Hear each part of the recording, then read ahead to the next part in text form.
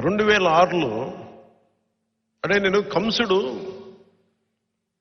అష్టమ గర్భంలో కృష్ణుడు పుడతాడు, వాడి వల్ల నీకు ప్రాణగండం ఉంటుంది అని చెప్పి పుట్టిన ప్రతి బిడ్డను చంపేస్తారు, ప్రీఎంప్టివ్ స్ట్రైక్ చేస్తాడు.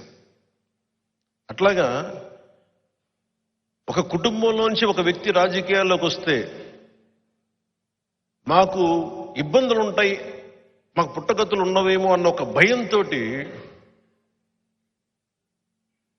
2006లో నాకే తెలియజేశారు, ఒకవేళ మీ అన్నయ్య గారు పాలిటిక్స్కి వస్తే మీ కుటుంబాన్ని ఇలా దాడులు చేస్తారు, మీ ఇంట్లో బిడ్డల్ని ఇలా ఇబ్బంది పెడతారు. నాకు తీసుకొచ్చారు. నేను అన్నాను, ఆయన పాలిటిక్స్ రాలేదు కదా, వచ్చిన రోజున చూసుకోండి అన్న, నిన్ను కూడా ఇబ్బంది పెడతారంటే నా బతుకు బజార్ అయింది, పర్లేదు, మీరు ఏదైనా చూసుకుని చూసుకోండి. ఎందుకంటే సినిమాల్లోకి మన గాజువాక సభలో కూడా చెప్పాను, ఎప్పుడైతే జగదాంబ బస్ స్టాండ్లో మా డాన్స్ చేయించారు ఆ రోజు నేను చచ్చిపోయాను. ఆ రోజు నాలో ఉన్న ఆ సిగ్గు మొత్తం చచ్చిపోయింది ఆ రోజు. ఇప్పుడు అందుకే నన్ను ఎవరు తిడతారో నాకేముండదు, ఆ రోజు చచ్చిపోయింది, వీళ్ళు తిడితే నాకెంత. సో నాకు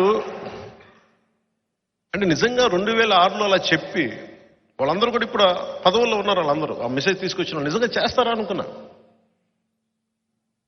ఆ రోజు నుంచి 2008 సమయంలో సంఘటనలు జరిగిపోయినాయి. నేను అందరికీ మొత్తుకుంటూ వచ్చాను, ఎదర్ పాలిటిక్స్ చేద్దాం లేదా వద్దు. బట్ కానీ మనుషులు ఇంత క్రూరంగా ఉంటారా? అధికారంలో ఉన్నవాళ్ళు, ఆ రోజు అధికారంలో ఉన్నవాళ్ళు చేసిన దెబ్బ గాయపరిచేస్తుంది. అంటే దేనికని చూస్తే ఒక సమూహాన్ని ప్రభావితం చేసే ఒక వ్యక్తి రాజకీయాల్లోకి వస్తే మాకు పుట్టగతులు ఉండవని అనే భావనతో పుట్టక ముందే చంపే పరిస్థితిని తీసుకొచ్చారు. మా ఇంట్లో అందరూ మంచోళ్ళు, సగటు మనుషులు. వాళ్ళు కొట్టిన దెబ్బ నేను తట్టుకోలేకపోయాను. నేను చూసే వాళ్ళకి నేను చాలా ఆవేశపరులా కనిపిస్తాను, అనాలోచితంగా చేశానేమో అనిపిస్తేమో అలా కొన్ని సమయాల్లో. ఏమీ కోరుకోను, నాకేముండదు కోరిక. అలాంటి సమయంలో నేను నాకున్న ఇష్టమైన రివాల్వర్ని, నా ప్రాణ రక్షణ కోసం కొనుక్కున్న ఒక రివాల్వర్ని కామన్మెన్ ప్రొటెక్షన్ ఫోర్స్ అని పెట్టి ఇచ్చేశాను. దేనికి ఇచ్చానంటే ఈ రోజు నుంచి నాకు ప్రాణ రక్షణ అవసరం లేదు, బతికిన ప్రతిరోజు బతికినట్టే అంతే. కానీ వాళ్ళు వ్యక్తుల సమూహం నాకు అనవసరం. ఒక వ్యక్తి, ఒక పార్టీయా, ఒక కుటుంబమా, ఒక వర్గమా నాకు అనవసరం. ఒక సగటు మనిషి మీద పుట్టిన దెబ్బ అది.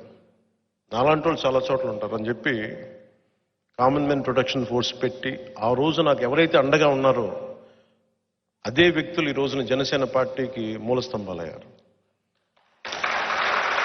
150 మందితో ప్రారంభించాం.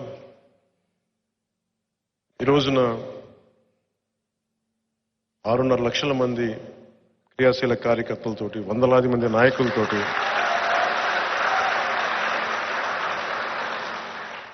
2014 మార్చి ఒక హోటల్లో పెడితే ఒక దశాబ్దం తర్వాత 2014 మన సొంత ఆఫీసులు పెట్టుకున్నాం. ఇలాంటి పరిస్థితుల్లో చాలా నలిగాను నేను. ఒక ఆశయం కోసం వచ్చిన వాడిని ఓడిపోతే నాకు ఎలా అనిపించిందంటే శూన్యం అనిపించింది. నేనేం ఆశించలా. ఎందుకంటే 2010 నేను ఎప్పుడు మీరు గుర్తు తెచ్చుకుంటే మీరు 2014లో 25 సంవత్సరాల ప్రయత్నం ఇదని చెప్పాను. నేను చాలా ఆలోచించి చెప్పాను. ఎందుకంటే 2009లో నేను కామన్ మెన్ ప్రొటెక్షన్ ఫోర్స్ పక్కన పెట్టిన తర్వాత వచ్చిన రాజకీయ ప్రస్థానంలో ఎవరెవరు వచ్చి దూరిపోయారు. 18 మంది ఎమ్మెల్యేని గెలిచిన తర్వాత కూడా నిలబెట్టుకోలేకపోతే నాకు అనిపించింది పార్టీని నడపలేమని చెప్పి వచ్చిన వ్యక్తులు ఈ రోజున మంత్రి పదవులు అన్ని పడతా ఉండి నాకు అనిపించింది ఒక బలమైన సర్పాన్ని కూడా చలిచీమలు చంపేస్తాయి అనడానికి నిదర్శనం ఆ ప్రయాణం. అలాంటి చలిచీమల్ని నేను పక్కన పెట్టుకోను. అలాంటి చలిచీమల్ని నేను అధికారం కోసం పెట్టుకోవాలి, మార్పు కోసం వచ్చాను.